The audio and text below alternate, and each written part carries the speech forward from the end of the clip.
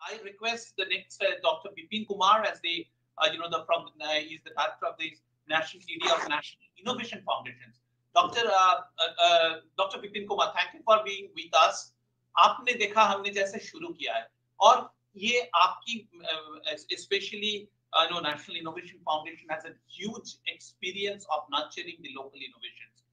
What do you feel the next milestones towards that red one? Not only out of your experience but of your understanding, what should be the our goal? धन्यवाद doctor Dutta. बड़ा सौभाग्य प्राप्त हुआ कि doctor Joshi को हम सुन रहे थे और बहुत सारी बातें उन्होंने अपने अभिभाषण में वो सब कुछ कही जो मैं कहने वाला था, और कई सारे इस तरह के बिंदु उन्होंने उजागर किए जिन पे वास्तव में सोचने की आवश्यकता है और पॉलिसी डॉक्यूमेंट के अंदर वो सारे के सारी चीजें आनी चाहिए। सबसे पहली तो ये बात मैं बिल्कुल इत्तेफाक इस बात से रखता हूं कि अगर हम कोई भी टेक्नोलॉजी किसी के भी लिए डेवलप कर रहे हैं तो उसकी भागीदारी टेक्नोलॉजी डेवलपमेंट के अंदर जरूर होनी चाहिए, अन्यथा वो टेक्नोलॉजी चल भी सकती है, नहीं भी चल सकती। लैब टू लैंड मॉडल बहुत सक्सेसफुल मॉडल रहा। मैं ये नहीं कहता कि उसमें कुछ सक्सेस नहीं अचीव की। हमारे जो वैज्ञानिक हैं उन्होंने बहुत सारे टेक्नोलॉजी डेवलप की और वो आज फील्ड में है, लेकिन डॉक्टर जोशी जिस चीज की बात कर रहे थे वो शायद land to lab to land model है। तो किसी एक व्यक्ति ने एक प्रॉब्लम को आइडेंटिफाई किया, उस अपने जो सीमित संसाधन थे उसमें से कुछ सोचकर एक इनोवेशन करने की सोची। बेसिकली उस वक्त वो इनोवेशन नहीं कर रहा होता है या कर रही होती है, उस वक्त वो अपनी जो समस्या है उसका निदान करने की कोशिश करते हैं सीमित संसाधन, आसपास के सीमित संसाधनों से, और वो इनोवेशन हो जाती है।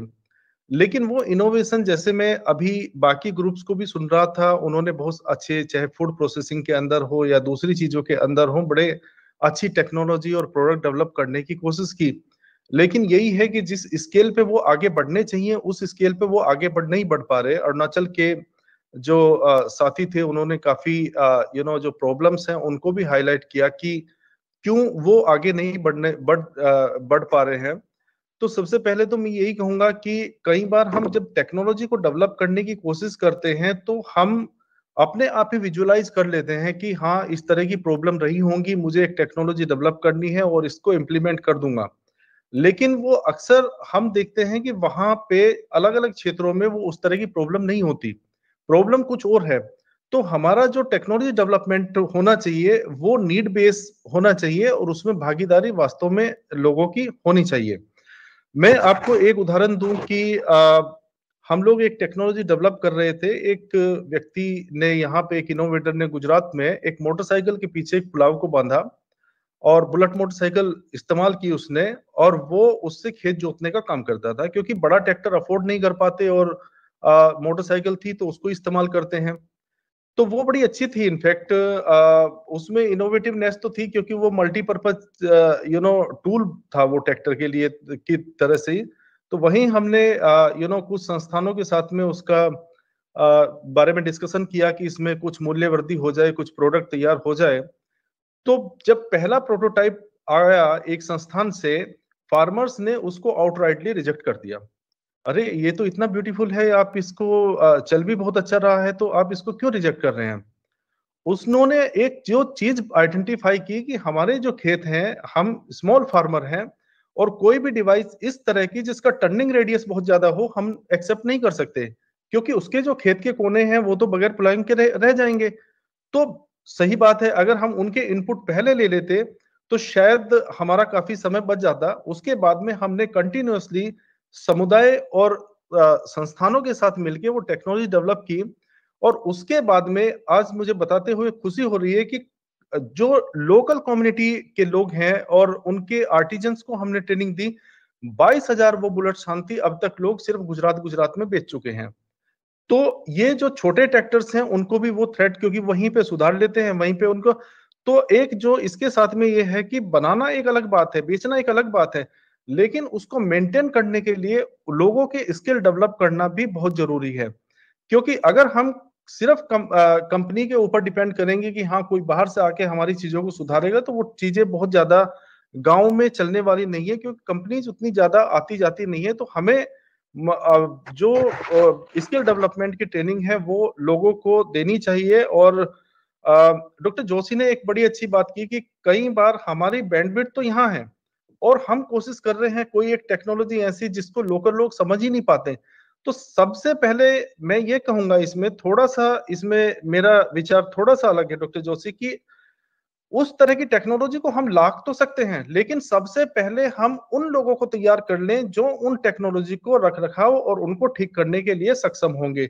अगर वो समझ जाते, जैसे मोबाइल आई, मोबाइल एक ऐसी टेक्नोलॉजी थी कि जो लोग नहीं समझ पाते थे उस टाइम पे, लेकिन अभी सबने उसको अडॉप्ट कर लिया। गांव में आप किसी के पास में भी जाइए, रिक्शा पुलर हो, खेत खलिहान में काम करने वाला व्यक्ति हो, सब अपने अनुसार मोबाइल का इस्तेमाल कर लेते हैं। लेकिन इस्तेमाल तब होता है जब इस्तेमाल करने के लिए हमने, उन कंपनीज ने उसको बनाया, छोटी छोटी जगहों पे उसकी ट्रेनिंग और उसके जो उसको ठीक करना, उसको मेंटेन करना, इन सारी की सारी चीजों की उन लोगों को तैयार किया। तो यहाँ पे मेरा कुछ कुछ सजेशंस हैं इन सारे डिस्कशन में। 11 बजे से ही सुन रहा था डॉक्टर दत्ता, और उद्देश्य ये था कि इस तरह की चर्चाएं बहुत कम होती हैं जब हम रियल लोगों से सुनते हैं, उनकी रियल प्रॉब्लम सुनते हैं, तो वास्तव में अपना ज्ञानवर्धन इन चीजों से बहुत ज्यादा होता है। तो सबसे पहले तो यही है कि बहुत सारी टेक्नोलॉजी जो हमने देखी वो बेसिकली टेक्नोलॉजी नहीं है, वो प्रोटोटाइप्स हैं एक्चुअली। और प्रोटोटाइप्स वो टीआरएल लेवल 6-7 पे भी हो सकते हैं, लेकिन अगर सस्टेनेबल मार्केटाइजेशन करना है किसी चीज को भी, तो आपको उसको टेक्नोलॉजी के लेवल 9 तक, टीआरएल लेवल 9 तक लेके आना पड़ेगा। और उसके लिए जिस तरह से अरुणाचल प्रदेश के दोस्तों ने बताया कि वहां पे उनकी टेस्टिंग, या वो ये नहीं बता पा रहे कि मेरे प्रोडक्ट में कौन कौन से गुण हैं, तो लिहाजा जो हमारी जो एफएसएसआई की रिकमेंडेशंस हैं उनको तो पूरा करना पड़ेगा, क्योंकि मार्केट में मैन्युफैक्चरिंग के भी और मार्केटिंग के भी जो गाइडलाइंस सरकार ने बनाई है एफएसएसआई के माध्यम से, तो लिहाजा वो सारी की सारी ट्रेनिंग भी उन लोगों को देनी पड़ेगी। अगर छोटी टेस्टिंग लैब की आवश्यकता है तो उसकी भी व्यवस्था या तो वहीं पे करनी पड़ेगी, या फिर किसी संस्थान में अगर कोई कुछ प्रयोगशालाएं हैं तो उन प्रयोगशालाओं का भी थोड़ा टाइम अगर इस तरह की चीजों में के लिए मिल जाए और सस्ते लेवल पे उनका क्वालिटी कंट्रोल और थोड़ा सा वैल्यू एडिशन में मदद कर दे, तो वास्तव में इससे बहुत बड़ा इन लोगों को सहयोग मिलेगा। तीसरी बात यह है कि हमारे देश का जो है कोऑपरेटिव कल्चर बहुत स्ट्रोंग है।